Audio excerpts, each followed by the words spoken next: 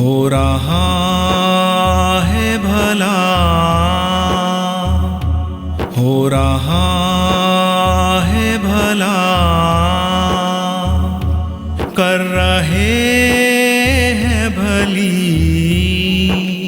دہلی کے تین ولی،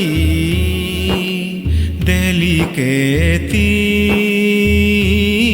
ولی، دہلی کے تین ولی، دہلی کے تین ولی۔ بسم اللہ الرحمن الرحیم۔ شروع کرتا ہوں اللہ کے نام کے ساتھ جو نہایت رحم والا ہے۔ نئی دہلی بھارت کی دارالسلطنت یعنی راجدھانی نئی دہلی سمندری سطح سے 239 میٹر کی اونچائی پر بسی۔ دہلی کو 10ویں صدی میں دہلی یا دہلی کا کے نام سے تومر راجہ اننگ پال نے سن 1069 عیسوی میں بسایا تھا۔ دہلی اولیاء کرام کا بہت بڑا مرکز رہا ہے اور ان کا اہم مقصد علم دین کو سیکھنا سکھانا اور اس کو پھیلانا رہا ہے۔ دہلی کو 22 خواجہ کی چوکھٹ، دارالاولیاء اور بیت الفقراء کی بلندی حاصل ہے۔ دہلی آج بھی اہل صفا کی پہچان ہے، اولیاء ولی کی نشانی، محبت و خلوص کا آئینہ ہے۔ بسم اللہ الرحمن الرحیم۔ ہندوستان میں بہت سے صوفی سلسلے موجود ہیں، لیکن تمام سلسلوں میں چشتیہ سلسلے کو ایک خاص اہمیت حاصل ہے، جس کی وجہ یہ ہے کہ سلسلہ اور اس سلسلے کے صوفی ہمیشہ پبلک سے جڑے رہے، غریب عوام کے دلوں کی دھڑکن بنے رہے، جس کی اصلی وجہ یہ تھی جو اصل اسلام تھا، جو رسول خدا کی سیرت تھی، جو ان کی سنت تھی، اس پر عمل کر کے انہوں نے اپنے مشن کو آگے بڑھایا اور دکھانے کی کوشش کی کہ تمام انسان برابر ہیں، نہ کوئی بڑا ہے نہ کوئی چھوٹا ہے۔ تمام ذات پات کی دیواروں کو توڑ دیا گیا، مسلکوں کی دیواروں کو توڑ دیا گیا۔ انہوں نے مسجد اور مندر سے اوبے ہوئے لوگوں کے لیے اپنی خانقاہیں بنائیں تاکہ ان خانقاہوں میں آنے کے لیے کسی پر کوئی روک نہ ہو۔ ہر آدمی چاہے غریب ہو یا کسی پچھڑی جاتی کا ہو یا کسی اور مسلک کا ہو، وہ خانقاہ میں بے روک ٹوک آ سکتا تھا۔ خانقاہوں کے سلسلے میں ایک سب سے اچھی بات جو تھی وہ ہمیشہ لنگر جاری رہتا تھا۔ لوگوں کا سوال اکثر یہ ہوتا تھا کہ آخر یہ لنگر کہاں سے پھیل رہا ہے، لنگر کہاں سے چل رہا ہے، یہ بات کسی کو نہیں معلوم ہوتی تھی۔ چشتیہ سلسلے کی ایک یہ بھی خاص بات تھی کہ وہ کبھی بھی بادشاہوں سے یا عمرا سے اپنے تعلقات نہیں بڑھاتے تھے، ان تعلقات کو محدود رکھتے تھے، بلکہ خود بادشاہ اور امیر یہ چاہتے تھے کہ وہ ان کی خانقاہوں تک پہنچیں۔ اس میں بھی رکاوٹ ڈالنے کی کوشش کرتے تھے کہ یہ لوگ یہاں نہ آئیں، کیونکہ اگر بادشاہ یا وزیر خانقاہ میں ہوگا تو جو غریب عوام کے لیے لنگر جاری ہے اس میں لوگوں کو آنے کے لیے تکلف ہوگا۔ اسی وجہ سے یہ سلسلہ چشتیہ سلسلہ، جس کی بنیاد ابو اسحاق شامی نے چشت جیسے قصبے سے ڈالی، اور اس فقط یہ اکیلا وہ سلسلہ ہے جس کا نام ایک قصبے پر ہے، ورنہ تمام سلسلے کسی نہ کسی نام سے جڑے ہوئے ہیں۔ اس کے لیے تمام چیزوں سے دور ہٹ کے تمام یہ دکھانے کی کوشش کی کہ وہ مقام وہ جگہ ہے جس جگہ پر سب لوگ اکٹھے ہوں گے اور پریم بھائی چارے کی تمام ایک سی کیفیت میں سب لوگ دکھائی دیں گے۔ جو بھی وہاں پر آئے گا وہ انسان ہوگا، نہ کوئی بڑا ہوگا نہ کوئی چھوٹا ہوگا۔ خواجہ معین الدین چشتی عثمان ہاروانی کے خلیفہ بنے اور ہندوستان میں انہوں نے اجمیر میں اپنی خانقاہ بنائی۔ اس خانقاہ کا کام ہی یہی تھا جو لوگ ستائے ہوئے لوگ ہیں، جو لوگ بھوکے یا پیاسے ہیں، وہ یہاں آئیں اور یہاں سے پریم بانٹیں۔ جو بھی یہاں بھی آتا تھا اس کا فقط ایک مطلب ہوتا تھا، اس مذہب کا نام تھا عشق۔ عشق وہ چیز ہے جس کے لیے کہا جاتا ہے کہ عشق وہ چیز ہے جو تمام مرضوں کا علاج ہے۔ عشق کے اندر اگر آپ کو عشق خدا سے ہے اور خدا کے بندوں سے عشق ہے تو دنیا میں جتنی بھی برائیاں ہیں خود بخود ختم ہو جائیں گی۔ چشتی مسلک کا بس ایک اصول تھا کہ اللہ سے محبت رکھنا اور اس کی مخلوق سے محبت کرنا، ان دونوں کے بیچ میں اپنے آپ کو اس طریقے سے دکھائی دینا یہ سب سمجھ لیں جتنی بھی دنیا کے لوگ ہیں سب ایک مذہب کے ہیں، ایک آدم اور حوا کی اولاد ہیں، سب بھائی بھائی ہیں۔ چشتی سلسلے میں ہندوستان میں اگر ہم بات کرتے ہیں تو خواجہ اجمیر سے شروع ہوتی ہے، معین الدین چشتی سے شروع ہوتی ہے. اس کے بعد جو ان کے جانشین ہیں، ظاہر ہے ان کے جانشین یا خلیفہ وہی ہو سکتا ہے جس میں وہ تمام گن ہوں جو خواجہ صاحب میں موجود تھے. انہوں نے اپنی اس خلافت کے لیے خواجہ بختیار کاکی کو اپنی نظر میں لے کے آئے. خواجہ بختیار کاکی کو اپنا جانشین بنایا، خلیفہ بنایا. حضرت خواجہ قطب الدین بختیار کاکی کی درگاہ شریف مہرولی میں واقع ہے. یہ درگاہ شریف میں داخل ہونے کا صدر دروازہ ہے. اس دروازے میں داخل ہوتے ہی بائیں طرف دیوار پر ایک مبارک پتھر لگا ہے. یہ وہ تاریخی پتھر ہے جس پر کھڑے ہو کر محبوب الہی حضرت خواجہ نظام الدین اولیاء درگاہ حضرت خواجہ قطب الدین بختیار کاکی میں سلام عقیدت اور فاتحہ خوانی کرتے تھے. خواجگان چشتی حضرت خواجہ غریب نواز کے نائب اور جانشین ہونے کی حیثیت سے قطب الاقطاب حضرت خواجہ قطب الدین بختیار کاکی اوش نامی قصبے میں جلوہ فرما ہوئے. آپ کے والد محترم کا نام حضرت سید موسیٰ تھا. آپ خواجہ غریب نواز کے جانشین، سب سے بڑے خلیفہ اور سجادہ نشین ہیں. آپ کا سلسلہ نسب 15 واسطوں کے بعد مولائے کائنات سیدنا علی مرتضی رضی اللہ تعالی عنہ تک پہنچتا ہے. آپ کے پیر و مرشد خواجہ خواجگان خواجہ معین الدین حسن چشتی آپ کو بختیار کہہ کر پکارا کرتے تھے. انہوں نے آپ کو قطب الاقطاب کے خطاب سے بھی سرفراز فرمایا تھا. آپ کا لقب کاکی ہے. جب حضرت بختیار کاکی کی عمر شریف 1.5 سال کی تھی تو آپ کے والد ماجد کا سایہ سر سے اٹھ گیا اور آپ کی پرورش و تعلیم و تربیت کا سارا ذمہ والدہ ماجدہ کے سر پر آ گیا، جسے انہوں نے بخوبی اٹھایا اور نبھایا. آپ کو 4 سال 4 مہینے 4 دن کی عمر شریف میں دستور کے مطابق والدہ ماجدہ نے بسم اللہ خوانی کی تقریب منعقد کی تو اس موقع پر حضرت خواجہ غریب نواز بھی تشریف فرما تھے. آپ کی والدہ ماجدہ نے آپ کو بسم اللہ خوانی کے لیے حضرت خواجہ غریب نواز کی خدمت میں بھیجا. انہوں نے تختی لکھنے کا جیسے ہی ارادہ کیا تو غیب سے آواز آئی، اے خواجہ لکھنے میں توقف کرو، قاضی حمید الدین ناگوری آ رہے ہیں، وہ تختی لکھنے کی رسم ادا کریں گے. وہ تشریف لائے اور انہوں نے آپ سے دریافت کیا کیا لکھوں؟ آپ نے فوراً 15ویں پارے کی آیت سنا کر کہا کہ یہ لکھی. قاضی صاحب نے حیران ہو کر معلوم کیا کہ یہ آیت تمہیں کس نے یاد کروائی ہے؟ آپ نے بتایا کہ میری والدہ ماجدہ 15ویں پارے کی حافظہ ہیں. جب وہ حمل کے دوران تلاوت کرتی تھیں تو میں سن کر یاد کر لیا کرتا تھا اور تبھی سے میں بھی 15ویں پارے کا حافظ ہو گیا. اس کے بعد قاضی حمید الدین ناگوری صاحب نے 4 دنوں میں ہی حضرت قطب الدین بختیار کاکی کو پورا قرآن کریم یاد کروا دیا. حضرت خواجہ بختیار کاکی اپنی تعلیم مکمل کرنے کے بعد تلاش حق کی خاطر گھر سے نکل پڑے. پیر و مرشد کی جستجو میں آپ کی ملاقات حضرت محمود اصفہانی سے ہوئی. آپ ان سے مرید ہونا چاہتے تھے لیکن اللہ تعالیٰ کو کچھ اور ہی منظور تھا. اسی دوران آپ کو معلوم ہوا کہ حضرت خواجہ معین الدین حسن چشتی اصفہان تشریف لائیں تو آپ فوراً ان کی خدمت میں حاضر ہو گئے. حضرت خواجہ اس وقت دوتائی اوڑے ہوئے تھے. انہوں نے وہ دوتائی آپ کو اڑا دی جو اس بات کا ثبوت تھا کہ انہوں نے آپ کو حلقہ ارادت میں قبول فرما لیا ہے. آپ نے 583 ہجری مطابق 1187 عیسوی میں اپنے پیر و مرشد خواجہ غریب نواز کے ساتھ مکہ معظمہ پہنچ کر خانہ کعبے کی زیارت فرمائی. اس کے بعد مدینہ منورہ حاضر ہوئے اور وہاں کچھ دنوں قیام فرمانے کے بعد بغداد شریف تشریف لے آئے جہاں امام ابو اللیث سمرقندی کی مسجد میں خواجہ معین الدین حسن چشتی سے بیعت ہوئے. انہوں نے آپ کو خرقہ درویشی اور خلافت سے سرفراز فرمایا. جب آپ کے مبارک قدم دہلی میں پڑے تو اس وقت سلطان شمس الدین التتمش ہندوستان پر حکومت کر رہا تھا. سلطان کو علماء و مشائخ سے بڑی عقیدت تھی. آپ نے دہلی کے کلو کھڑی علاقے میں قیام فرمایا لیکن سلطان شمس الدین التتمش کی گزارش اور درخواست پر آپ کلو کھڑی سے مہرولی تشریف لے آئے. سلطان آپ کی خدمت میں ہفتے میں 2 بار حاضری دیتا تھا.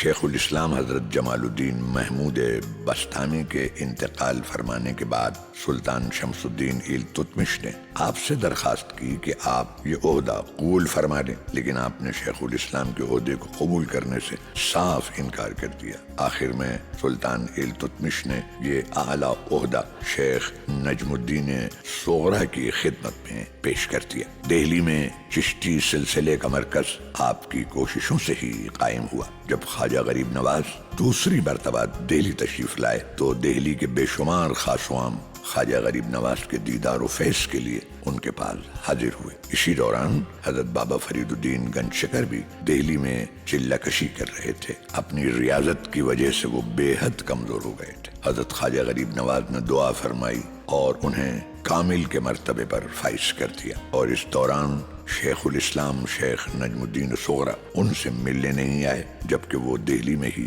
تشریف فرما تھے۔ خواجہ غریب نواز کے ان سے دیرینہ تعلقات بھی تھے۔ ان کی خراسان میں ملاقات ہو چکی تھی۔ اس کا خواجہ غریب نواز کو بہت تعجب ہوا۔ وہ سبب جاننے کے اعتبار سے خواجہ غریب نواز شیخ نجم الدین صغرا کے مکان پر تشریف لے گئے، لیکن ان کی بے رخی کو دیکھ کر خواجہ غریب نواز کو بے حد رنج ہوا۔ انہوں نے گہرائی سے دریافت کیا تو شیخ نجم الدین صغرا نے پشیمان ہو کر خواجہ غریب نواز سے شکایت کرتے ہوئے کہا کہ جب سے آپ نے اپنے خلیفہ کو دہلی بھیجا تب سے دہلی کی ساری مخلوق انہی کے در پر جمع رہتی ہے، میری کوئی پرسش نہیں ہے۔ خواجہ غریب نواز نے انہیں بھروسہ دلایا کہ وہ اسے اجمیر شریف واپس لے جائیں گے، لیکن جیسے ہی آپ روانہ ہوئے تو دہلی کے لوگ آپ کے پیچھے پیچھے ہو لیے۔ آپ کی جدائی کسی کو گوارا نہ تھی۔ سلطان شمس الدین التتمش کو جب یہ خبر ملی تو وہ بھی خواجہ غریب نواز کی خدمت میں حاضر ہوا، اور اس نے بھی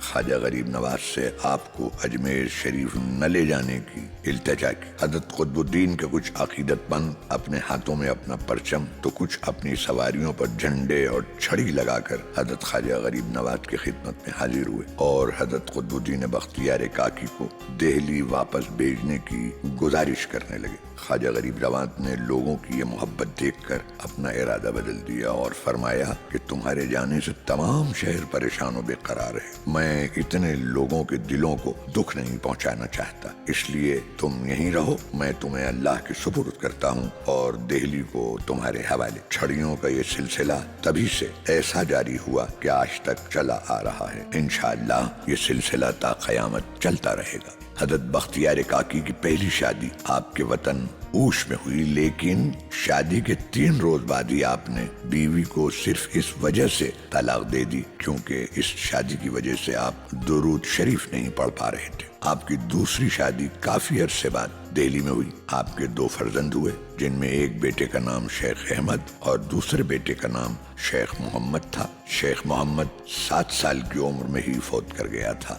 آپ کے دوسرے بیٹے شیخ محمد خواجہ احمد تماچی کے نام سے مشہور ہوئے، یہ بھی اعلیٰ رتبے کے بزرگ تھے۔ دہلی میں دوسری ملاقات کے بعد حضرت بختیار کاکی نے اپنے پیر و مرشد خواجہ غریب نواز کی خدمت میں قدم بوسی کی خاطر عرضی بھیجی تو ان کا جوابی خط ملا جس میں لکھا تھا کہ تمہیں جلد آنا چاہیے کیونکہ یہ ملاقات اس دنیا میں آخری ہے۔ آپ فوراً اجمیر شریف پہنچ گئے۔ آپ کے پیر و مرشد خواجہ غریب نواز نے آپ کے نام خلافت کا فرمان لکھوایا جس میں دہلی آپ کے قیام کی جگہ تجویز کی گئی۔ خواجہ غریب نواز نے آپ کو اپنے نزدیک بلا کر دستار و کلاه اپنے دستے مبارک سے آپ کے سر پر رکھا اور حضرت خواجہ عثمان ہارونی کے عصا اور خرقے کے ساتھ قرآن مجید اور مصلی بھی عنایت فرمایا۔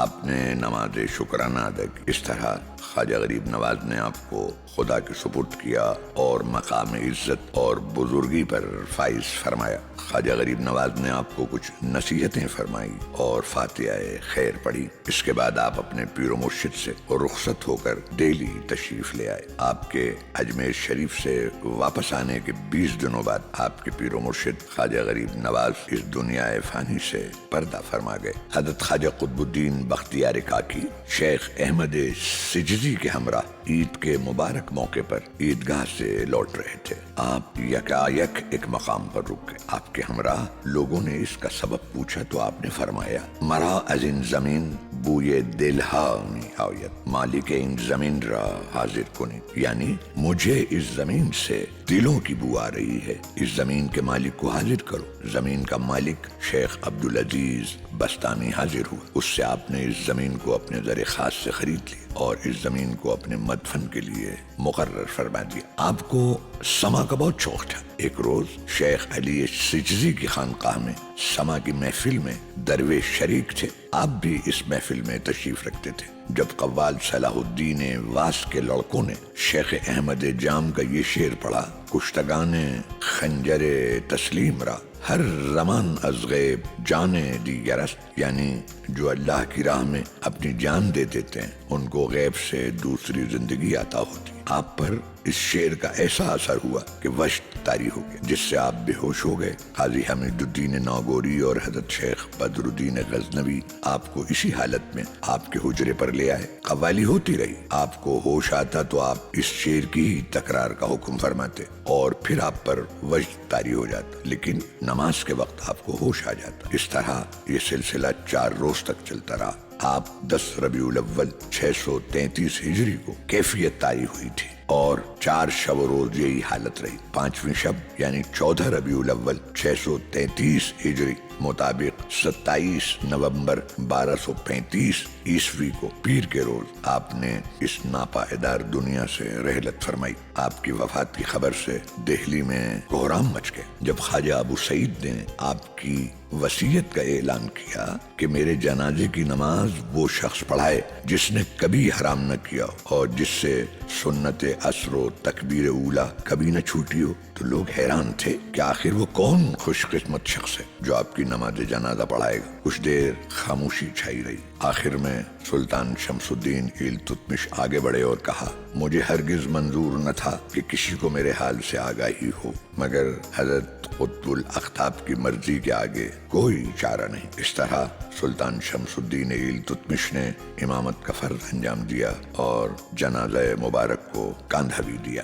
سیدنا حضرت خواجہ قطب الدین بختیار کاکی چشتی کا سالانہ عرس مقدس دستور قدیم کی صورت پورے احترام و عقیدت کے ساتھ منایا جاتا ہے۔ عرس مقدس کا یہ پروگرام 12 ربیع الاول سے لے کر 14 ربیع الاول تک بڑی شان و شوکت کے ساتھ منعقد کیا جاتا ہے۔ اس مبارک موقع پر ہزاروں کی تعداد میں عقیدت مند و ارادت مند شرکت کرتے ہیں۔ آپ نے اپنے پیر و مرشد حضرت خواجہ معین الدین حسن چشتی کے ملفوظات دلیل العارفین بھی تحریر کیے ہیں۔ آپ سے ایک مثنوی اور ایک رسالہ بھی منسوب ہے۔ آپ کی ایک کتاب زبدۃ الحقائق بھی ہے جو ابھی تک شائع نہیں ہوئی۔ آپ کی درگاہ شریف کے احاطے میں دیگر مزارات کے علاوہ حضرت عبدالعزیز بستانی کی قبر قابل ذکر ہے۔ حضرت خواجہ بختیار کاکی کی درگاہ کے مغرب میں ظفر محل واقع ہے۔ یہ مزار شریف چشتیہ سلسلے کے مشہور صوفی محب النبی حضرت مولانا محمد فخر الدین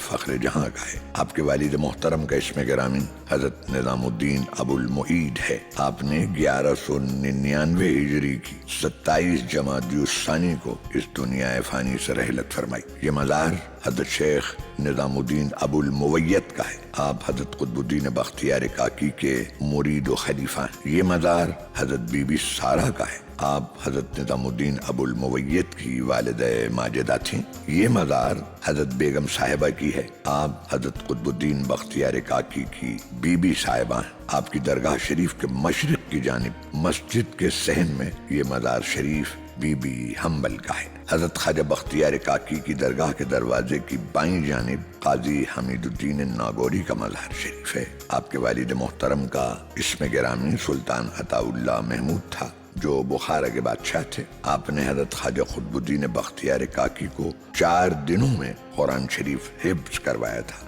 آپ نے 9 رمضان 643 ہجری میں وصال فرمایا۔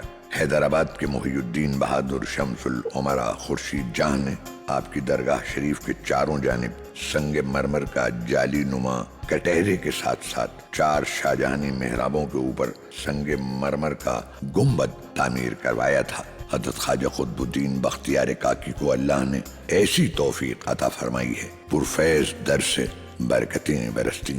آپ کے وسیلے سے عقیدت مندوں کی سوئی ہوئی قسمت جاگ جاتی ہے۔ آپ ہر طبقے میں مشہور ہیں۔ آپ قطب الاقطاب ہیں۔ بختیار کاکی کے در پہ جو بھی سوالی آتا ہے अपनी मन्नत अपने अरमान, अपनी मुरादें पाता है।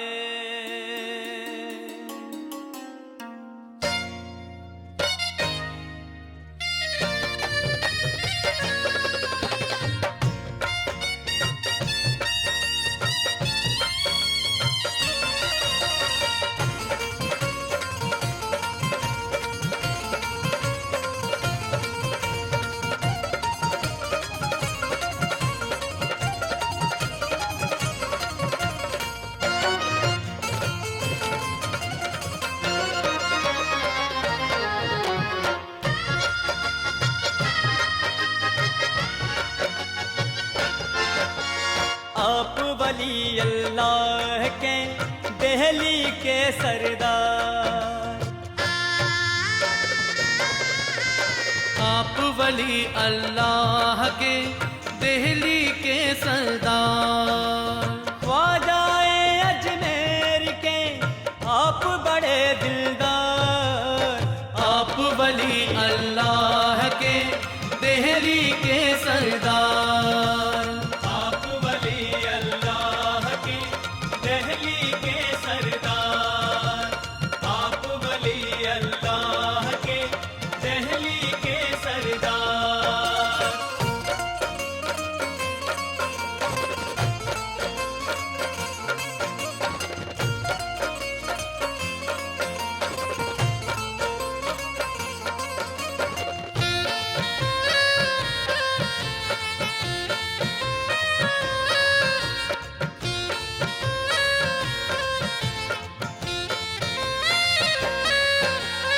अर्ज़मंद अपनी लाते हैं फरियाद, अर्ज़मंद अपनी यहाँ लाते हैं फरियाद, अर्ज़मंद अपनी लाते हैं फरियाद।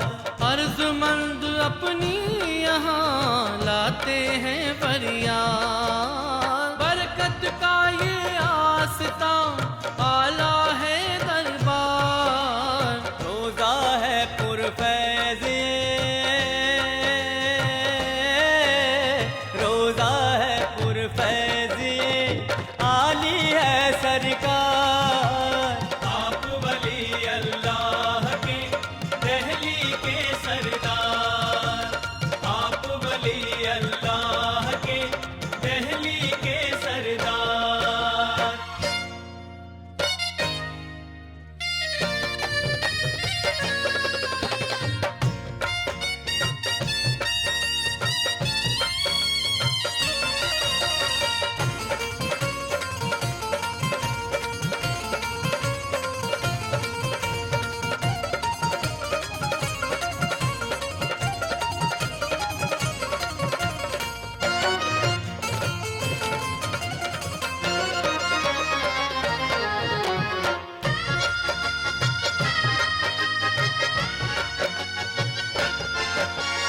हर बेबस बेहाल की बदली है तकदीर, हर बेबस बेहाल की बदली है तकदीर, हर बेबस बेहाल की बदली है तकदीर, हर बेबस बेहाल की बदली है तकदीर। ज़ायरीन पाते यहाँ रौनक खुशी बहार, हसरत का उम्मीद का, हसरत का उम्मीद का खिलता है गुलजार। आप वली अल्लाह के दहली के सरदार, आप वली अल्लाह के दहली के सरदार।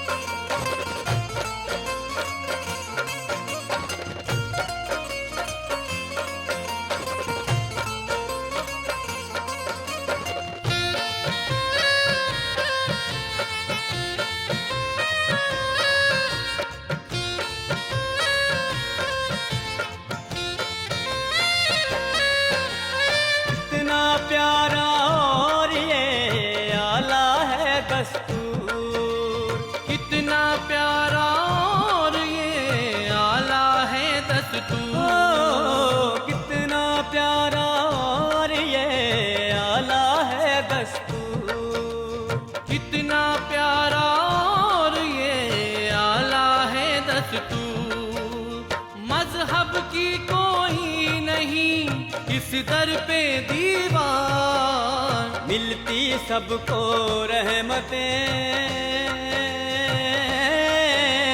ملتی سب کو رحمتیں، ملتا سب کو پیار۔ آپ ولی اللہ کے دہلی کے سردار، آپ ولی اللہ کے دہلی کے سردار، آپ ولی اللہ کے دہلی کے سردار، آپ ولی اللہ کے دہلی کے سردار، آپ ولی اللہ کے دہلی کے سردار۔ صوفی ان کا سلسلہ جو چشتیہ سلسلے کے ذریعے سے ہمارے سامنے ہے، اس سلسلے کے 3 بڑے ولی دہلی میں موجود ہیں۔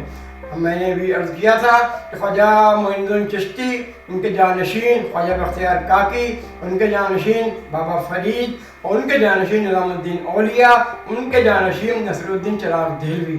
ان میں سے 3 یعنی خواجہ بختیار کاکی، نظام الدین اولیاء اور نصر الدین چراغ دہلوی، یہ 3 دلی کے ولی ایسے ہیں جو دلی میں سو رہے ہیں، اور کہتے ہیں کہ دلی کی تباہی کو بچانے کے لیے ان لوگوں نے اپنی زندگی کو صرف کر دیا ہے۔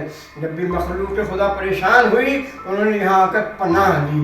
حضرت سلطان المشائق خواجہ سید نظام الدین اولیاء محبوب الہی چشتی سلسلے کے اعلیٰ و بلند ستونوں میں سے ایک ہیں۔ حضرت خواجہ سید نظام الدین اولیاء کا مبارک آستانہ نئی دلی میں حضرت نظام الدین بستی کے مشرقی حصے میں واقع، جس کا پرانا نام غیاث پور ہے۔ غیاث پور کو سلطان غیاث الدین تغلق نے بسایا تھا۔ آپ کی درگاہ شریف تک ریل، سڑک اور ہوائی جہاز کے راستے سے بڑی آسانی سے پہنچا جا سکتا ہے۔ حضرت نظام الدین ریلوے اسٹیشن سے آپ کی درگاہ شریف 2-3 کلومیٹر کی دوری پر واقع۔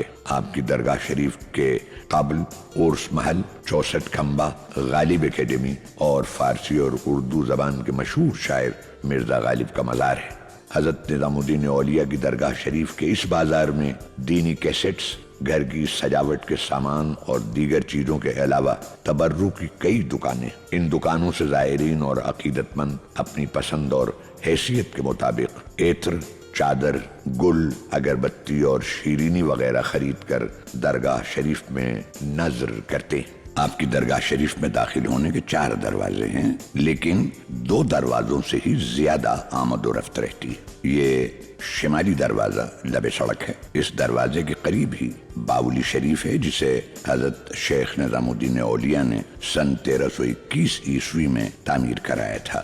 یہ باولی شریف وسیع و راحت افزا و خوشنما ہے۔ دوسرا دروازہ آپ کی درگاہ شریف میں داخل ہونے کا صدر دروازہ ہے۔ اس مشرقی دروازے میں داخل ہوتے ہی سامنے حضرت امیر خسرو دہلوی کا مزار شریف ہے۔ حضرت خواجہ امیر خسرو حضرت خواجہ سید نظام الدین اولیاء کے مرید ہیں۔ آئیے قدیم روایت کے مطابق ہی سب سے پہلے حضرت خواجہ امیر خسرو کی درگاہ مبارک پر حاضری دیتے ہیں، کیونکہ حضرت محبوب پاک کی مبارک حیات میں بھی زائرین اور عقیدت مند حضرت امیر خسرو کے ذریعے سے ہی محبوب الہی تک پہنچتے تھے۔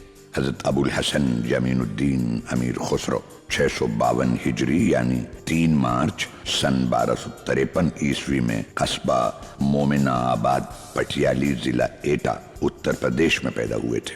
حضرت امیر خسرو کے والد محترم کا اسم گرامی سیف الدین محمود لاچین تھا۔ وہ ترکستان کے شہر کش کے رہنے والے تھے۔ آپ کی پیدائش پر آپ کو والد محترم آپ کو ایک کپڑے میں لپیٹ کر برکت کے لیے ایک درویش کے پاس لے گئے۔ درویش نے آپ کے والد محترم سے فرمایا، تم میرے پاس ایسے بچے کو لے کر آئے ہو جو خاقانی سے بھی 2 قدم آگے ہوگا، اس کا نام قیامت تک رہے گا، لوگ اس کے کلام کو پڑھ پڑھ کر جھومیں گے۔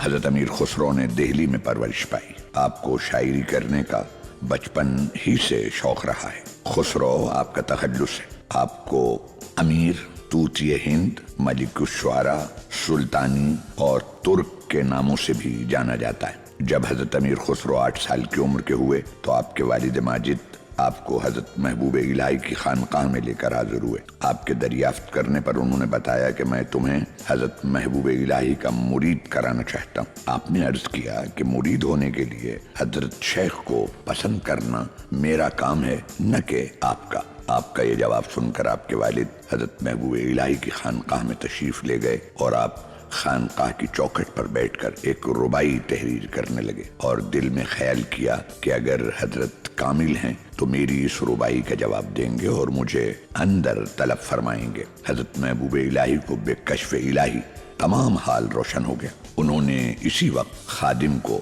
ایک پرچہ دیا اور فرمایا کہ دیکھو دروازے پر ایک لڑکا بیٹھا ہے، اس کے پاس جا کر یہ رباعی پڑھ دو۔ آپ رباعی سنتے ہی اندر حاضر ہو کر مرید ہو گئے۔ مرید بھی ایسے جس کی دنیا میں نظیر ملنی ناممکن ہے۔ آپ نے حضرت شیخ محبوب الہی سے بیعت کی اور انہی کے چراغ معرفت کی روشنی میں تصوف کی منزلیں طے کرتے چلے گئے۔ کچھ لوگوں کا آپ کے بیانات کی بنا پر یہ بھی ماننا ہے کہ آپ باقاعدہ مرید ہوئے تھے۔ جب آپ 9 سال کی عمر کے تھے تو آپ کے والد محترم ایک جنگ میں شہید ہو گئے۔ والد کی وفات کے بعد آپ کی تعلیم و تربیت آپ کے نانا نواب عماد الملک راول کی سرپرستی میں ہوئی۔ آپ عربی، ترکی، فارسی، ہندی، سنسکرت اور ہندوستان کی کئی زبانوں کے عالم ہیں۔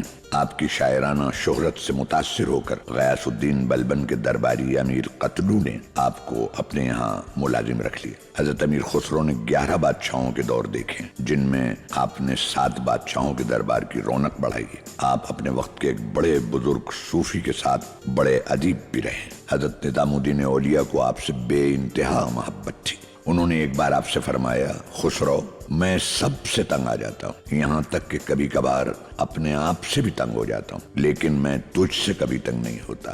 آپ کے پیر و مرشد نے آپ کو ترک اللہ کا خطاب دیا تھا اور ایک بار فرمایا، میں امیر خسرو کے بغیر جنت میں بھی قدم نہیں رکھوں گا۔ اگر 2 لوگوں کا ایک قبر میں دفن کرنا جائز ہوتا تو میں وصیت کرتا کہ امیر خسرو کو میری قبر میں دفن کیا جائے۔ حضرت امیر خسرو ہندوستان کے پہلے عظیم صوفی شاعر اور نثر نگار ہیں۔ آپ نے فارسی زبان میں 5 دیوان، 14 مثنویوں کے علاوہ کئی کتابیں نثر میں بھی تصنیف کی ہیں۔ آپ اعلیٰ شاعر ہونے کے ساتھ ساتھ ایک عظیم موسیقار بھی ہیں۔ آپ نے ایرانی اور ہندوستانی راگوں کو ملا کر کئی نئے راگ بھی بنائے ہیں۔ اس طرح آپ نے ایک حسین، خوب تر و شگفتہ کلچر کی بنیاد رکھی۔ در حقیقت آپ عوام اور خانقاہ میں ربط کا بہت بڑا وسیلہ ہیں۔ حضرت محبوب الہی کی وفات کے وقت حضرت امیر خسرو سلطان غیاث الدین تغلق کے ساتھ لکھنؤتی بنگال میں تھے۔ آپ کو معلوم ہوا تو آپ فوراً دہلی پہنچے اور محبوب الہی سے ہمیشہ کے لیے بچھڑنے کا درد لیے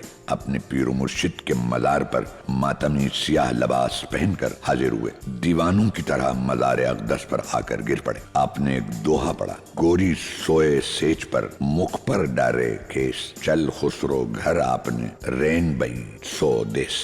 دیوانگی کے عالم میں آپ نے اپنے کپڑے تک پھاڑ ڈالے، چہرے پر سیاہ کالک پوتلی، ساری کمائی غریبوں اور مسکینوں میں لٹا دی اور اپنے پیر و مرشد کے مزار پر جھاڑو دینے لگے۔ آپ نے سلطان کی شاہ نوکری سے بھی استعفیٰ دے دی۔ سلطان المشائخ کی وفات کے غم نے آپ کو ایک زندہ لاش بنا دی۔ اسی غم میں آپ پورے 6 ماہ بعد یعنی بدھ کے روز 18 شوال 726 ہجری مطابق 27 ستمبر سن 1325 عیسوی کو دنیا چھوڑ کر اپنے پیر و مرشد سے جا ملے۔ آپ کے جنازے کی نماز شیخ النور الدین عبد الفتح ملتانی نے پڑھائی تھی۔ آپ کے مزار شریف کی 4 جانب کے کٹہرے مغل بادشاہ بابر کی حکومت کے دوران میدی خواجہ نامی ایک شخص نے تعمیر کروائے تھے۔ اس کے بعد مغل بادشاہ جہانگیر کے دور حکومت میں امام الدین حسن نے آپ کی درگاہ کو سنگ مرمر سے بنوایا تھا۔ آپ کی درگاہ کی چوکھٹ کے سامنے آپ کے بھانجے شیخ مرواہ اکرام کی قبر ہے۔ حضرت امیر خسرو نے حکومت، سیاست و تصوف کے میدان میں اپنے پرچم کو پھہرایا ہے۔ اللہ تعالیٰ نے آپ کو ایسی قوت عطا فرمائی ہے کہ آپ ہر زائر و عقیدت مند کے دامن کو بھر دیتے۔ آپ کا عرس بڑی شان و شوکت کے ساتھ منعقد کیا جاتا ہے۔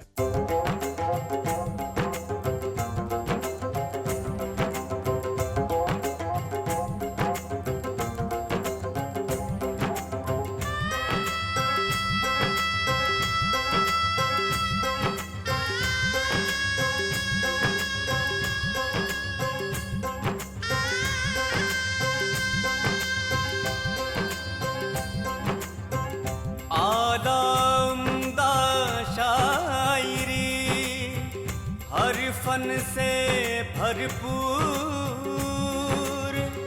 اعلیٰ عمدہ شاعری، ہر فن سے بھرپور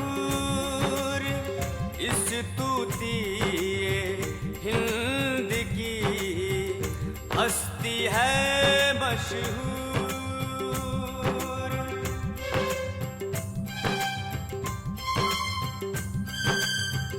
ظاہر باطن علم میں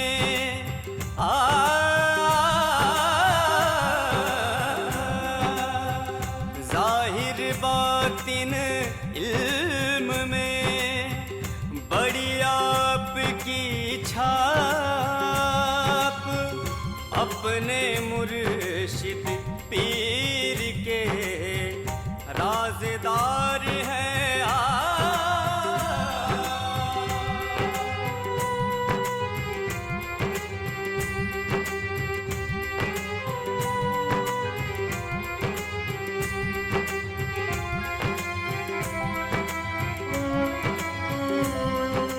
حضرت خواجہ سید نظام الدین اولیاء شیخ العالم، شیخ الاسلام، نظامی طبیب دل ہیں۔ آپ کو اللہ تعالیٰ نے ایسے بے مثال فیض سے نوازا ہے کہ آپ کی پرنور درگاہ سے ہر زائر کو مرادوں کا سرمایہ حاصل ہوتا ہے۔ آپ کے آستانے پر ہر ملت و مذہب و ہر نسل کے زائر حاضری دے کر اپنی آرزو کو تکمیل تک پہنچاتے ہیں۔ آپ کی درگاہ قومی یکجہتی کی قابل ذکر مثال ہے۔ سلسلے کا لغوی معنی زنجیر ہوتا ہے، جس طرح زنجیر کی ایک کڑی دوسری کڑی سے جڑی رہتی ہے، ٹھیک اسی طرح ہی پیر و مرشد آپس میں رابطہ قائم رکھتے ہیں۔ ہندوستان میں کئی سلسلے ہیں، لیکن ان میں چشتیہ، سہروردیہ، قادریہ اور نقشبندیہ سلسلے بے حد مقبول ہیں۔ چشتیہ سلسلے کی داغ بیل حضرت خواجہ ابو اسحاق شامی چشتی نے بغداد میں ڈالی تھی، جبکہ ہندوستان میں چشتیہ سلسلے کے بانی حضرت خواجہ معین الدین چشتی حسن سجزی۔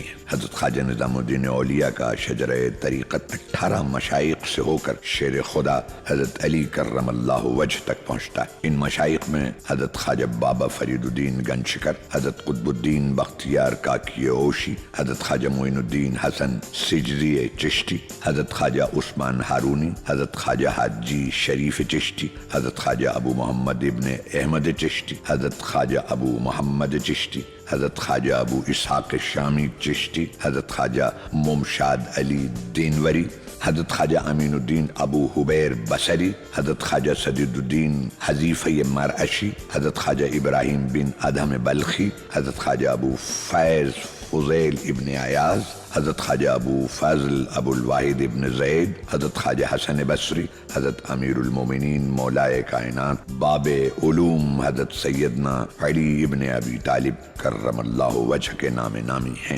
حضرت سلطان المشائخ خواجہ سید محمد نظام الدین اولیاء محبوب الہی کی ولادت ماہ سفر کی 27 تاریخ یعنی آخر بدھ کو اتر پردیش کے مشہور شہر بدایوں شریف میں ہوئی تھی۔ اخبار الاخیار اور سیرت نظامی کے مطابق آپ کی پیدائش 636 ہجری مطابق 1238 عیسوی میں ہوئی۔ آپ کی پیدائش کے سال کے بارے میں کوئی 634 ہجری، کوئی 636 تو کوئی 642 ہجری کہتا ہے۔ آپ کا نام محمد اور لقب نظام الدین ہے۔ آپ کے والد محترم کا نام حضرت خواجہ سید احمد بخاری اور والدہ محترمہ کا نام سید بی بی زلیخا ہے۔ آپ کے دادا محترم کا نام حضرت خواجہ سید علی بخاری، آپ کے دادا اور نانا محترم بنیادی طور سے بخارا کے باشندے ہیں۔ آپ کے دادا اور والد محترم کا مزار شریف بدایوں شریف میں ساگر تالاب کے کنارے واقع۔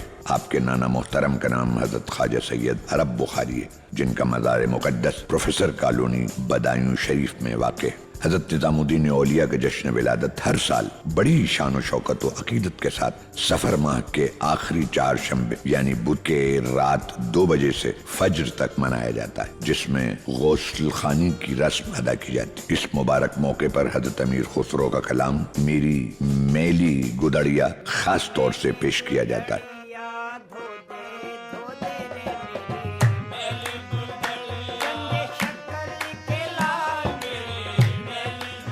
یہ جشن فجر کی نماز تک چلتا ہے اور اس وقت ماحول بڑا روحانی ہوتا ہے۔ حضرت نظام الدین اولیاء کی والدہ محترم کا مزار پاک ادچینی نئی دہلی میں واقع. آپ کی والدہ محترمہ نہایت متقی، پرہیزگار، صبر و شکر کے ساتھ ساتھ بڑی غیرت مند خاتون ہیں. انہیں اللہ نے خوبیوں اور صلاحیتوں سے نوازا ہے. جب حضرت نظام الدین اولیاء بدایوں کے ایک مکتب میں تعلیم حاصل کر رہے تھے تو ابو بکر خرات نامی قوال آپ کے استاد کے پاس آیا اور اپنے ملتان کے سفر کے بارے میں بتانے لگا. سب سے پہلے اس نے حضرت بہاؤالدین زکریا کی خانقاہ کے روحانی ماحول کا ذکر کیا جس کا آپ پر کوئی اثر نہیں ہوا. اس کے بعد اس نے شیخ العالم حریق المحبت حضرت خواجہ بابا فرید الدین گنج شکر کے بارے میں بیان کرنا شروع کیا تو آپ کا دل خود بخود ادھر جھک گیا. حضرت نظام الدین اولیاء نے حضرت مولانا شادی مقری سے ایک پارہ پڑھا جس کی برکت سے آپ کو تمام قرآن شریف حفظ ہو گیا. اس کے بعد آپ نے مشہور کتاب قدوری حضرت مولانا علاء الدین اصولی سے پڑھی. اس کے بعد آپ کے استاد نے فرمایا کہ آپ تمہارے سر پر دستار فضیلت باندھنے کا وقت آ گیا ہے. آپ کی والدہ کے پاس نئی دستار خریدنے کے لیے پیسے نہیں تھے، اس لیے انہوں نے خود اپنے ہاتھ سے سوت کاتا اور اس کی پگڑی بنائی. دستار بندی کے اس جلسے میں شہر کے نامور مشائخ و اولیاء اللہ کے علاوہ بدایوں کے مشہور صوفی حضرت علی مولا نے بھی شرکت فرمائی جنہوں نے آپ کی عاجزی کو دیکھ کر آپ کے عظیم الشان ہونے کی پیشین گوئی. آپ نے بدایوں میں 16 سال سکونت فرمائی اور اپنی ابتدائی تعلیم مکمل کرنے کے بعد آپ تحصیل علوم ظاہری اور مزید اعلیٰ تعلیم کے لیے دہلی تشریف لائے. اس وقت دہلی پر سلطان نصیر الدین محمود کی حکومت تھی. آپ نے اپنے وسیع مطالعے اور ذہانت کی وجہ سے علمی مجالس پر اپنی قابلیت کا ایسا سکہ جمایا کہ آپ نظام الدین بحاس اور نظام الدین محفل شکن کے نام سے مشہور ہو گئے. کبھی کبھار فاقہ ہوتا تو آپ کی والدہ محترمہ فرماتی کہ آج ہم اللہ کے مہمان ہیں، جس سے آپ سمجھ جاتے کہ آج پھر گھر میں کھانے کو کچھ نہیں ہے. آپ ہر ماہ کی پہلی چاند رات کو اپنی والدہ کی قدم بوسی کے لیے تشریف لے جایا کرتے تھے. ایک بار نیا چاند دیکھ کر آپ قدم بوسی کے لیے تشریف لے گئے تو آپ کی والدہ نے فرمایا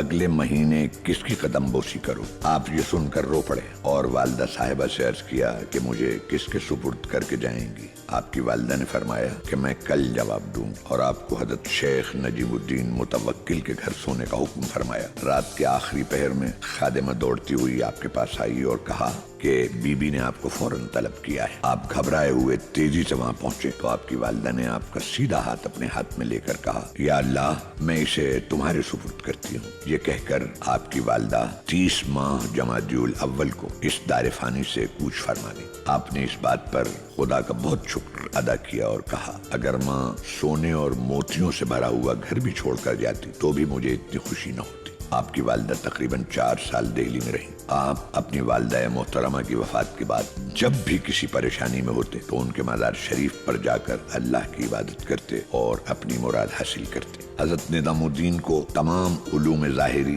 حدیث، تفسیر، کلام، معانی، منطق، حکمت، فلسفہ وغیرہ میں کمال حاصل ہے. آپ 7 قرأتوں کے ساتھ قرآن شریف یاد فرماتے ہیں. ایک روز آپ قطب الاقطاب حضرت خواجہ قطب الدین بختیاری کاکی کے مزار پر حاضر ہوئے جہاں ایک مجذوب سے ملاقات ہوئی. آپ نے ان سے درخواست کی کہ آپ میرے لیے شہر قاضی بننے کی دعا کریں. انہوں نے جواب دیا نظام الدین قاضی ہونا چاہتے ہو؟ میں تم کو دین کا بادشاہ دیکھنا چاہتا ہوں. تم ایسے مرتبہ پر پہنچو گے کہ تمام عالم تم سے فیض حاصل کرے گا. آپ نے ایک بار حضرت شیخ نجیب الدین متوکل سے بھی درخواست فرمائی کہ سورہ فاتحہ پڑھ کر دعا فرمائیں کہ میں کسی شہر کا قاضی ہو جاؤں. آپ کی درخواست سن کر انہوں نے فرمایا قاضی مشو چیزیں دیگر شو، یعنی قاضی مت بنو، کچھ اور بنو. انہوں نے آپ کو مشورہ دیا کہ آپ حضرت بابا فرید الدین مسعود گنج شکر کے پاس اجودن جائیں گے. تو آپ کی بچپن سے بیٹھی دلی محبت اور عقیدت نے رنگ دکھلانا شروع کر دیا اور ایک دن آپ اجودن کے لیے روانہ ہو گئے.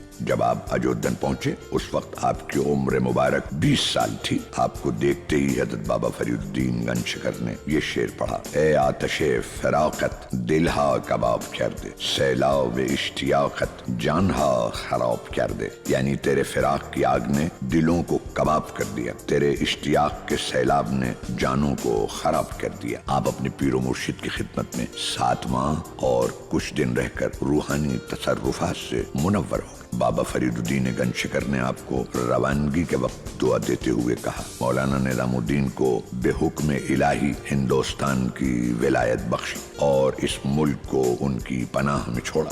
آپ اپنے پیر و مرشد سے رخصت ہو کر مولانا جمال الدین کے پاس ہانسی پہنچے۔ وہ خلافت نامہ دیکھ کر بہت خوش ہوئے اور اس پر یہ شعر لکھ دیا: خدائے جہان را ہزاران سپاس کہ گوہر سپرد بے گوہر شناس، یعنی خدا کا ہزاروں ہزار شکر ہے کہ گوہر یعنی موتی اس کو سونپا ہے جو اس کی قدر جانتا ہے۔ آپ اپنے پیر و مرشد کے حکم کے مطابق ریاضت اور مجاہدے میں وقت گزارنے لگے اور ہر لمحہ یاد الہی میں مشغول رہنے لگے۔ دہلی میں رہنے کی وجہ سے آپ کو کافی پریشانیاں اٹھانی پڑیں، جس سے آپ کی تعلیم، تفکر اور عبادت میں خلل پڑنے لگا۔ ایک مرتبہ آپ باغ حوضرانی کے باغ جسرت میں تشریف لے گئے۔ آپ نے نماز ادا کرنے کے بعد سکون کے لیے دعا مانگی تو ایک طرف سے آواز آئی، تیری جگہ غیاث پور ہے۔ آپ بے فرمان الہی غیاث پور میں رہنے لگے۔ ایک دن کا واقعہ ہے کہ حضرت نظام الدین اولیاء کا ایک مرید کمال الدین آش جو پکا رہا تھا کہ تبھی اچانک ایک درویش آیا اور آپ سے کہا کہ جو کچھ بھی پکا ہو اسے لے آؤ۔ آپ نے ابلتی ہانڈی اس کے سامنے رکھ دی۔ اس درویش نے اس ہانڈی کو اٹھایا اور زمین پر پٹک دیا اور آپ سے مخاطب ہو کر کہا، بابا فرید الدین نے تمہیں نعمت باطن سے سرفراز کیا اور میں نے تمہاری ظاہری غریبی کی ہانڈی توڑ دی۔ یہ کہہ کر وہ درویش چلا گیا۔ اس روز کے بعد سے آپ پر فتوحات کے دروازے ہمیشہ کے لیے کھل گئے۔ سلطان غیاث الدین تغلق اگرچہ ظاہری طور سے کچھ نہیں کہتا تھا لیکن دل میں قدورت رکھتا تھا۔ ایک بار جب وہ بنگال سے دہلی کے لیے روانہ ہوا تو اس نے حضرت نظام الدین اولیاء کو پیغام بھجوایا کہ میرے دہلی پہنچنے تک آپ دہلی کو چھوڑ کر کہیں اور چلے جائیں۔ آپ نے رنجیدہ ہوتے ہوئے کہا، انوس دہلی دور ہے، یعنی ابھی دہلی دور ہے۔ آپ نے اپنی والدہ ماجدہ کی قبر پر جا کر دعا مانگی۔ اللہ نے آپ کی دعا قبول فرمائی اور سلطان غیاث الدین تغلق ایک حادثے میں مارا گیا۔ حضرت نظام الدین اولیاء دہلی میں قیام فرمانے کے بعد کبھی بدایوں شریف نہیں گئے۔ آپ 9 یا 10 مرتبہ اجودھن یعنی پاک پٹن تشریف لے گئے، جن میں 3 دفعہ اپنے پیر و مرشد حضرت بابا فرید الدین گنج شکر کی مبارک حیات میں اور 6 یا 7 بار ان کے اس دنیا سے کوچ فرمانے کے بعد۔ اس کے علاوہ آپ دہلی سے کبھی باہر نہیں گئے۔ جب آپ نے یہ محسوس کر لیا کہ اس دنیا فانی سے رخصتی کا وقت نزدیک آ پہنچا ہے تو بدھ کے روز بعد نماز ظہر حضرت نصیر الدین چراغ دہلی کو طلب فرمایا اور انہیں اپنے پیر و مرشد حضرت بابا فرید الدین گنج شکر کے تبرکات یعنی عصا، مصلی، تسبیح، نعلین چوبی اور خرقہ سپرد فرمایا اور اپنے خلیفہ و جانشین بناتے ہوئے فرمایا، تم کو دہلی میں رہ کر لوگوں کی جفا اور قضا اٹھانی چاہیے۔ حضرت نظام الدین اولیاء نے زندگی بھر شادی نہ کر کے تمام عمر تجرد میں گزاری۔ آپ نے حیات ظاہری کے آخری دنوں میں کھانا پینا بھی بہت کم کر دیا۔ آپ نے وفات سے 40 روز پہلے کھانا بالکل ہی چھوڑ دیا۔ آپ نمازیں کئی بار ادا فرماتے اور اپنے مریدوں سے دریافت کرتے کہ میں نے نماز ادا کی ہے یا نہیں۔ آپ زار زار روتے ہیں اور ایک ہی مصرع مبارک زبان پر ہوتا کہ میرویم میرویم، یعنی ہم جا رہے ہیں ہم جا رہے ہیں۔ آپ نے شیخ الاسلام رکن الدین ابو الفتح ملتانی کو بتایا کہ میں نے حضرت محمد صلی اللہ علیہ وسلم کو خواب میں دیکھا ہے۔ وہ فرما رہے ہیں، نظام ہم تم سے ملنے کے مشتاق ہیں۔ آپ 18 ربیع الاخر 725 ہجری مطابق 3 اپریل سن 1325 عیسوی میں آفتاب روشن ہونے کے بعد اس دنیا ناپائیدار سے کوچ فرما گئے۔ آپ کے جنازے کی نماز شیخ الاسلام حضرت رکن الدین ملتانی نے پڑھائی اور آپ کو اسی مقام پر دفن کیا گیا جہاں آپ اکثر تشریف رکھا کرتے تھے۔ عرس عربی زبان کے عروس سے بنا ہے جس کے لفظی معنی شادی کے ہوتے ہیں اور شادی کے معنی خوشی۔ کسی ولی کے مزار پر عرس اس لیے منایا جاتا ہے کیونکہ اس روز اس ولی کی پروردگار سے شادی ہو جاتی ہے، یعنی اس ولی کا اللہ سے روحانی ملن ہو جاتا ہے جس کا وہ عمر بھر منتظر رہتا ہے۔ اسی خوشی میں ایک ولی کے انتقال پر جشن عرس منایا جاتا ہے۔ حضرت نظام الدین اولیاء کا 5 روزہ روایتی عرس ہر سال 16 ربیع الثانی کو تلاوت قرآن پاک، فاتحہ اور دعا کے ساتھ شروع ہو کر 20 ربیع الثانی تک بڑے عظیم الشان و عقیدت و احترام اور جوش و خروش کے ساتھ منایا جاتا ہے۔ 18 ربیع الثانی کو بڑا قل شریف ہوتا ہے اور امن و سکون کے لیے دعائیں کی جاتی ہیں. قول پیش کیا جاتا ہے جس میں آپ کے عقیدت مند اور عبادت مند بہت بڑی تعداد میں شرکت کر کے اعلیٰ انعام حاصل کرتے ہیں. محفل سماع کا پروگرام بھی منعقد کیا جاتا ہے. یہ 11ویں چبوترا ہے. اسی چبوترے پر نشستیں منعقد کی جاتی تھی. آپ کی درگاہ شریف کے احاطے میں بہت سے مزارات ہیں. خواجہ ابو بکر مسلح دار، خواجہ رفیع الدین ہارون، جہاں آرا بیگم کی قبریں بھی موجود ہیں. آپ کے مزار شریف پر سب سے پہلے گنبد سلطان محمد بن تغلق نے تعمیر کروایا تھا. سید فرید خان نے گنبد کے چاروں جانب جالی لگوائی. خلیل اللہ خان نے آپ کے مزار کے گنبد کے چار جانب لال بلوہ پتھروں کے ستونوں کے استعمال سے برآمدہ تعمیر کرایا. آپ کی قبر کے چاروں جانب سنگ مرمر کے جالی نما کٹہرے کا کام امیر خورشید جہاں نے کرایا تھا. حضرت نظام الدین اولیاء نے چشتیہ سلسلے کو معراج کمال تک پہنچایا. آپ نے اپنے پیر و مرشد حضرت بابا شیخ فرید الدین مسعود گنج شکر کے ملفوظات کو راحت القلوب نامی کتاب میں پیش کیا ہے. آپ کے دو خاص ملفوظات ہیں جن کا فارسی زبان سے اردو زبان میں ترجمہ ہو چکا ہے. آپ کے پہلے ملفوظات کا نام فوائد الفواد ہے جسے حضرت امیر حسن السجزی نے مرتب کیا ہے. آپ کے مفصل اور معتبر حالات سیر الاولیاء میں موجود ہیں جسے حضرت محمد مبارک کرمانی نے لکھا ہے. اس مقبرے کے سرکل کے پاس ہی مغل بادشاہ نصیر الدین محمد ہمایوں کا مقبرہ ہے. بادشاہ نصیر الدین محمد ہمایوں مغل بادشاہ ظہیر الدین محمد بابر کا بیٹا تھا. یہ مقبرہ مغلیہ دور کی معماری اور ایرانی تہذیب کا خوبصورت نمونہ ہے. اس مقبرے میں ہمایوں کے خاندان کے لوگوں کے بہت سے مزارات کے علاوہ عیسیٰ خاں، بو حلیمہ اور نائی کا مقبرہ بھی موجود ہے. ہمایوں مقبرے کے دائیں بازو سے سٹی ہوئی یہ حضرت شیخ شمس الدین اوتاولا پتے شاہ کی درگاہ شریف کا دروازہ ہے. آپ کا وصال 800 ہجری مطابق 1300 عیسوی میں سلطان علاء الدین خلجی کے دور میں ہوا. آپ کے جنازے کی نماز حضرت شیخ نظام الدین اولیاء نے پڑھائی.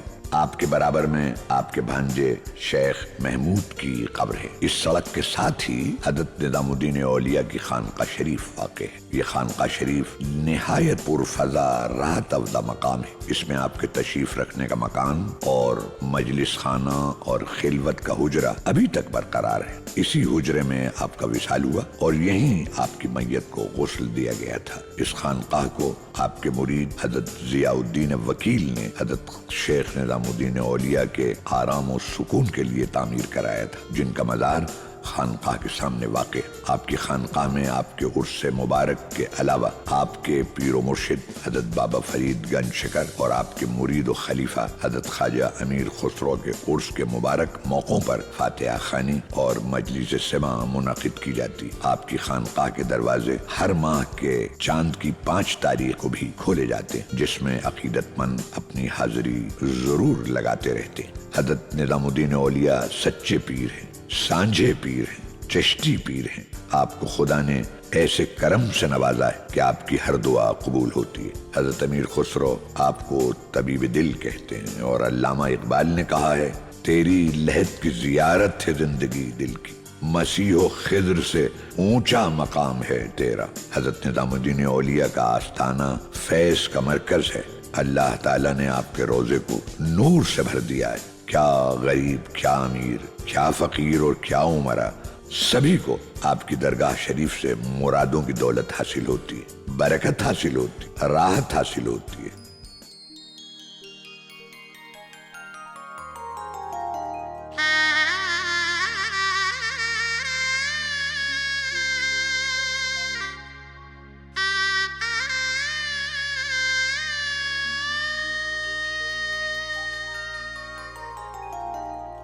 میری التجا ہے تم سے،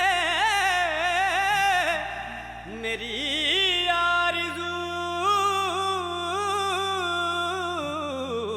سجا دو، میری زندگی کے رہبر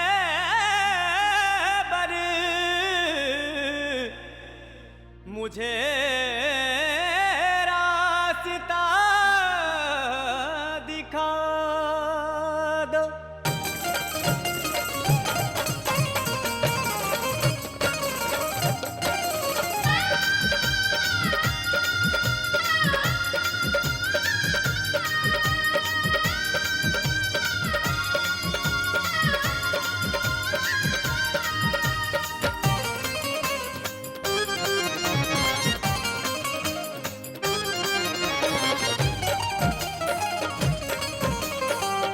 اس دل میں ایک نور جگا دو، اس دل میں ایک نور جگا دو، اس دل میں ایک نور جگا دو، اے میرے پیارے مرشد،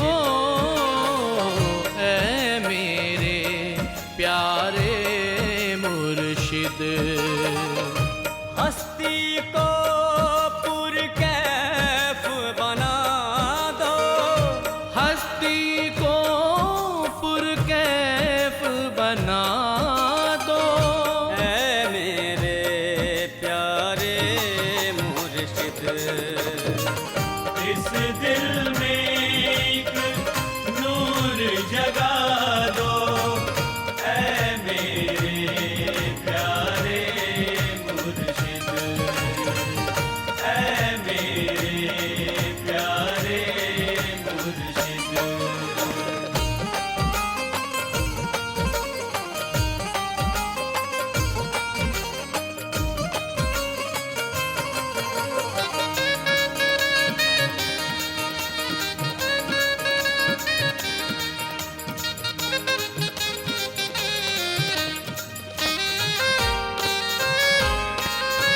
روحانی راہوں پر میرا خود چلنا ناممکن ہے، خود چلنا ناممکن ہے، خود چلنا ناممکن ہے، روحانی راہوں پر میرا خود چلنا ناممکن ہے، خود چلنا ناممکن ہے، خود چلنا ناممکن ہے، روحانی راہوں پر میرا خود چلنا ناممکن ہے،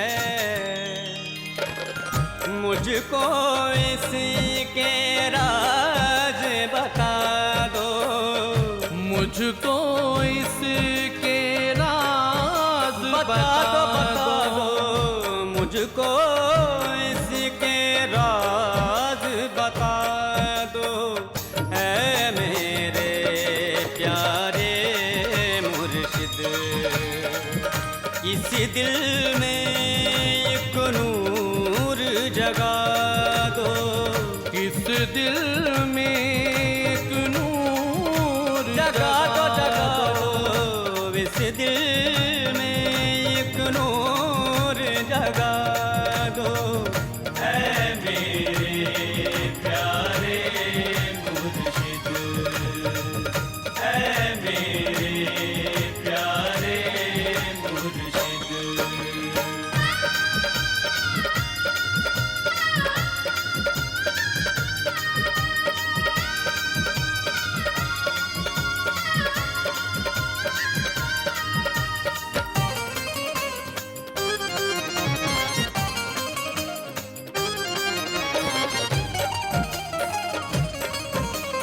مالک کا نورانی جلوہ دل کے اندر ہوتا ہے، دل کے اندر ہوتا ہے، دل کے اندر ہوتا ہے، مالک کا نورانی جلوہ دل کے اندر ہوتا ہے، دل کے اندر ہوتا ہے، دل کے اندر ہوتا ہے، مالک کا نورانی جلوہ دل کے اندر ہوتا ہے،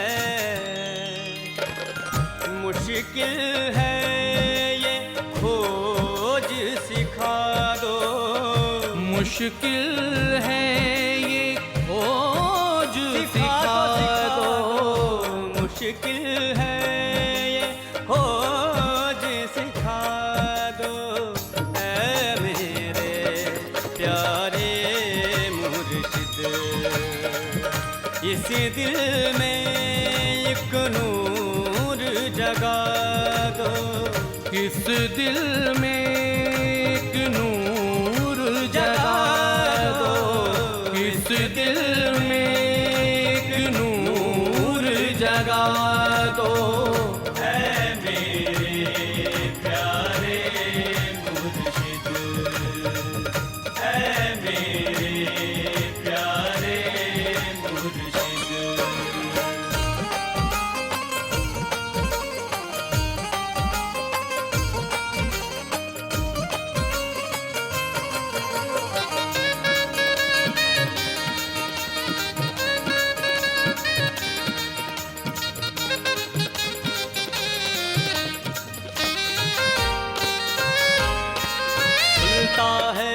मुर्शिद के दम से हर रूहानी दरवाजा, हर रूहानी दरवाजा, हर रूहानी दरवाजा खुलता है मुर्शिद के दम से हर रूहानी दरवाजा, हर रूहानी दरवाजा, हर रूहानी दरवाजा खुलता है मुर्शिद के दम से हर रूहानी दरवाजा।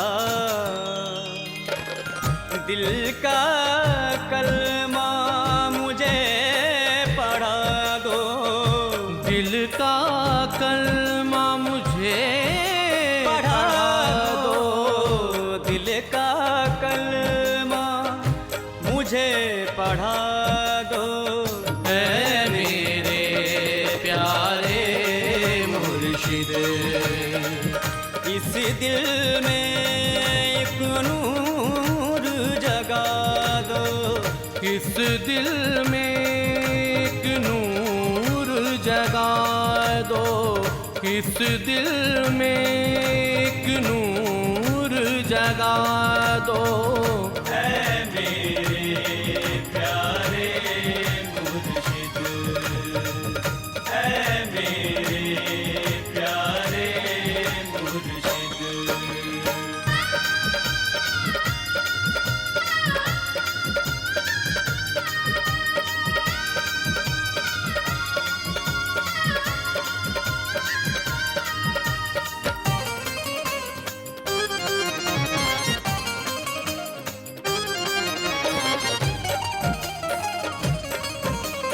जीते जी का मरना क्या है, नूर सदा में नूर सदा में फर्क है क्या, नूर सदा में फर्क है क्या।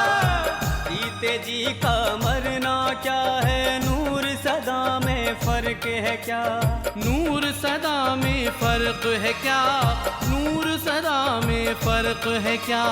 जीते जी का मरना क्या है, नूर सदा में फर्क है क्या। पर्दों की दीवार हटा दो, पर्दों की दीवार हटा दो, पर्दों की दीवार हटा दो। ऐ मेरे प्यारे मुर्शिद, इस दिल में एक नूर जगा दो, इस दिल में एक नूर जगा दो, इस दिल में एक नूर जगा दो। ऐ मेरे प्यारे मुर्शिद, ऐ मेरे प्यारे मुर्शिद, ऐ मेरे प्यारे मुर्शिद, ऐ मेरे है मेरे प्यारे मुर्शिद, ऐ मेरे प्यारे मुर्शिद, ऐ मेरे प्यारे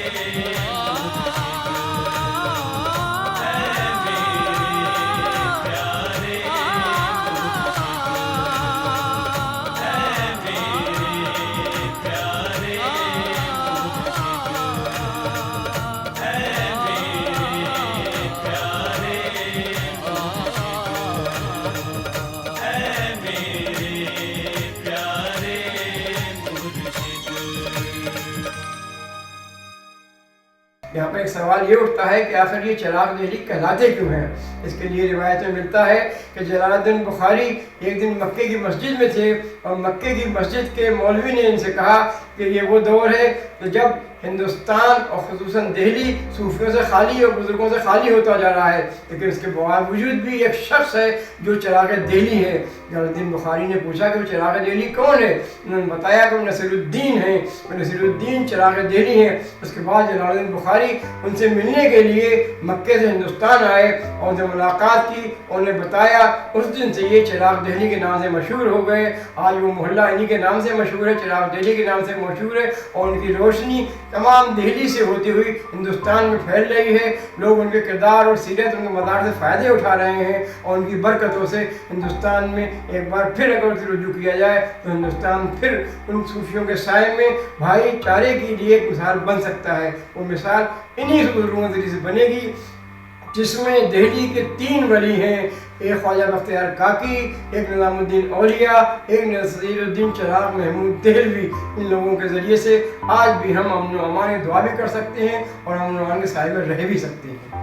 نئی دہلی ڈاکٹر بھیم راؤ امبیڈکر روڈ پر چراغ دہلی ایک قدیم گاؤں ہے۔ اس گاؤں کے درمیان میں حضرت شیخ نظام الدین اولیاء کے خلیفہ و جانشین حضرت خواجہ شیخ محمد نصیر الدین چراغ دہلی کی درگاہ شریف واقع۔ آپ کی پیدائش 675 ہجری یعنی 1276-77 عیسوی میں اودھ یعنی اجودھیا میں ہوئی۔ آپ کا سیدی خاندان خراسان سے وابستہ ہے۔ آپ کے دادا عبداللطیف خراسان سے آ کر لاہور میں بس گئے۔ آپ کے والد محترم شیخ یوسف پشمانی کاروبار کرتے تھے۔ آپ کا نام نصیر الدین اور خطاب محمود ہے۔ آپ کا لقب چراغ دہلی ہے۔ حضرت چراغ دہلی کے والد محترم کا سر سے سایہ اس وقت اٹھ گیا تھا جب آپ کی عمر 9 سال کی تھی۔ آپ کی تعلیمی تربیت کی ذمہ داری آپ کی والدہ محترمہ نے بخوبی انجام دی۔ آپ بچپن سے ہی پرہیزگار و افضل ہیں، اس لیے آپ کے رات دن ریاضت و مجاہدے میں گزرنے لگے۔ آپ شروع سے ہی مجاہدہ نفس میں مشغول رہے۔ حضرت شیخ نظام الدین محبوب الہی کی روحانیت کا بول بالا اور پیر طریقت کی جستجو آپ کو اودھ سے دہلی لے آئی۔ آپ جب کلو کھڑی میں حضرت محبوب الہی کی خدمت میں حاضر ہوئے تو انہوں نے آپ کو دیکھتے ہی اپنے پاس رہنے کی اجازت دے دی، جس سے آپ کے اندرونی ہنر ظاہر ہو گئے اور اپنا زیادہ تر وقت اللہ کی عبادت میں گزارنے لگے۔ آپ 43 سال کی عمر میں دہلی تشریف لائے اور ایک مدت تک حضرت محبوب الہی کی خدمت میں حاضر رہے۔ حضرت چراغ دہلی کو گوشہ نشینی بے حد پسند ہے۔ آپ کا دل کرتا کہ جنگلوں میں جا کر اللہ کی عبادت کی جائے۔ یہ بات آپ نے حضرت شیخ امیر خسرو کے ذریعے حضرت محبوب الہی تک پہنچائی تو انہوں نے فرمایا کہ اس سے کہو کہ اسے اللہ کی مخلوق کے بیچ میں رہنا چاہیے اور اس کے ظلم بھی برداشت کرنے چاہیے۔ اپنے پیر کے اس حکم کے بعد حضرت چراغ دہلی نے پھر کبھی جنگل میں جا کر عبادت کرنے کی خواہش کا اظہار نہیں کی۔ ایک دن آپ سر جھکائے عبادت میں مشغول تھے کہ تراب نامی ظالم آپ کے حجرے میں گھس گئے اور آپ کے جسم مبارک پر چھرے سے 11 زخم کر دیے۔ آپ کے مریدوں نے اسے گرفتار کر کے آپ کی خدمت میں پیش کیا تو آپ نے اسے معاف کرتے ہوئے کچھ نہ کہنے کا حکم ہی نہ دیا بلکہ اس ظالم کو بہت سا مال دے کر رخصت کیا۔ حضرت چراغ دہلی کو حضرت شیخ نظام الدین محبوب الہی نے 20 ذی الحجہ 724 ہجری یعنی سن 1323 عیسوی کو خلافت نامہ عطا فرمایا اور اپنے پیر و مرشد سے حاصل خرقہ، عصا، مسلح، تسبیح اور کاسہ چوبین سپرد کرتے ہوئے دہلی میں ہی زندگی گزارنے کی تاکید فرمائی۔ حضرت خواجہ شیخ محمد نصیر الدین چراغ دہلی نے اپنی حیات مبارک میں یہ محسوس کر لیا تھا کہ چشتیہ سلسلے کے موجودہ بزرگان سلطان نے وقت کی طرف توجہ دینے لگے، جس سے اس سلسلے کے ستون ہلنے لگے تو آپ نے مستقبل کے حالات کا مکمل طور پر خاص جائزہ لے کر کسی کو بھی اپنا جانشین نہیں بنایا اور شیخ زین الدین اور شیخ کمال الدین کو وصیت فرمائی کہ میرے وصال کے بعد سلطان المشائق حضرت نظام الدین اولیاء سے حاصل سبھی تبرکات یعنی خرقہ آپ کے سینے پر، کاسہ چوبین آپ کے سرانے، تسبیح آپ کی انگلی میں اور عصا و نالین آپ کے برابر میت کے ساتھ ہی دفن کر دیے جائیں۔ عبادت کی انتہا سے آپ کی صحت دن بدن گرنے لگی اور پھر تھوڑی سی بیماری کے بعد آپ 18 رمضان المبارک سن 757 ہجری مطابق 14 ستمبر 1356 عیسوی کو اس دنیا ناپائیدار سے پردہ فرما گئے۔ آپ کا عرس مبارک ہر سال 18 رمضان المبارک بڑی شان و شوکت سے منعقد کیا جاتا ہے۔ آپ کے 2 ملفوظات یعنی خیر المجالس اور مفتاح आशिकीन बेहद मकबूल है। हजरत चिराग दहली की दरगाह शरीफ के सामने ये मज़ार हजरत शेख ज़ैनुद्दीन का है, जो आपके भांजे भी हैं। इसी मज़ार शरीफ के बराबर में हजरत शेख ख्वाजा कमालुद्दीन की दरगाह शरीफ है, ये भी आपके भांजे हैं। आपकी दरगाह शरीफ के मगरिब की जानिब हजरत बाबा फरीदुद्दीन मसूद गंज शिकर के पोते का मज़ार है। आपकी दरगाह शरीफ के नजदीक ही सुल्तान बहलोल लोदी का मकबरा भी वाक़ है। सुल्तान बहलोल लोदी एक अफगान था और लोदी खानदान की हुकूमत का बानी भी था। उसने सन 1451 से लेकर 1489 ईस्वी तक दिल्ली पर हुकूमत की थी। हजरत ख्वाजा शेख मोहम्मद नसीरुद्दीन चिराग दहली इल्म का दरिया है, रहमत का समंदर है। अल्लाह ताला ने आपको ऐसी नेमतों से नवाजा है कि आप खैर व सलामती की मिसाल बन गए। आपका मर्तबा आला है, बुलंद है। आप खानदान चिश्ती के रोशन चराग हैं। आपकी चौखट से हर ज़ाहिर व अकीदतमंद खुश होकर लौटता है।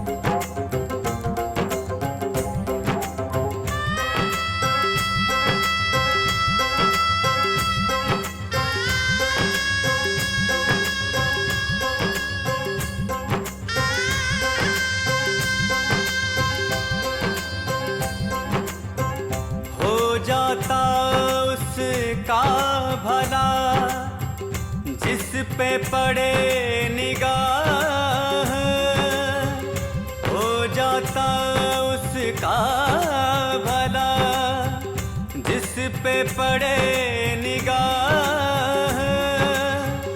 आप खुदा के दोस्त हैं, मिलती यहाँ पनाह।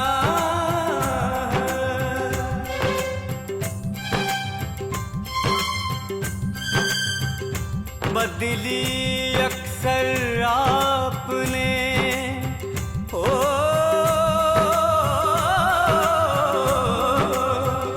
बदली अक्सर आपने लोगों की तकदीर। आप चिरागे दीन हैं, आप मिसाली